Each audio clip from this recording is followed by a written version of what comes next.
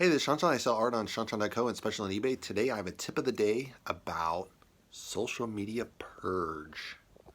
So I ran across this really interesting idea of social media gives you too much of a dopamine hit in your head, and dopamine's kind of the pleasure center. So if you're using too much social media, what happens is you get addicted to it, and other forms of dopamine that give you a lot less dopamine, say reading or creating content, give you less of a hit than actually the social media. So the real quandary for artists, I think, is you need social media to sell, but if you're on it too much, you're going to detriment your own brain. But if you're not on it, then you're not going to sell well online.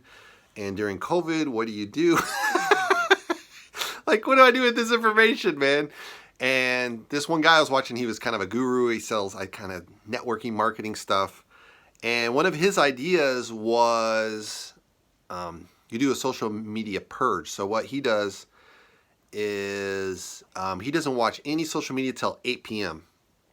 And so what I've adapted that is, as an artist, I think you have to go on a little bit earlier when your mind's still a little bit fresher, so you can put out some respond back to your clients on social media. You definitely want to be engaging and responding to people that actually like your stuff. So what I do is I'm trying to purge the whole morning up until 6 p.m. And then if I need to do any responding back and forth, engagements, likes, follow my friends, all that kind of stuff, I engage it then. Now, during the meantime, what I do is I allow myself to create content, but do not consume at all.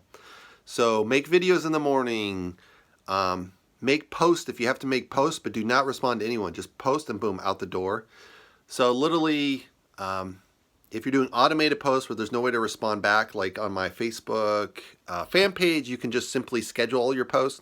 So that's a great morning activity still. If you want to do that, you can just post, look up your photos from Pinterest, post that on there, combine it with some of your art, post some of your videos that you've done of your art, and schedule that all up, boom, but you're not responding. Do not respond back. That'll be that dopamine hit to your brain, which you do not want to trigger.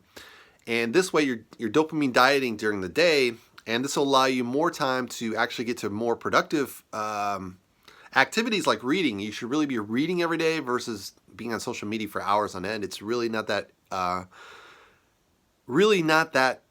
good for your long-term development of your brain as far as what your knowledge. So you want to balance that out between interacting with your fans at night and at the same time reading in the morning when you really are open to new ideas, and reading a book is a great way to do that. So that'll stop you from not being able to read books.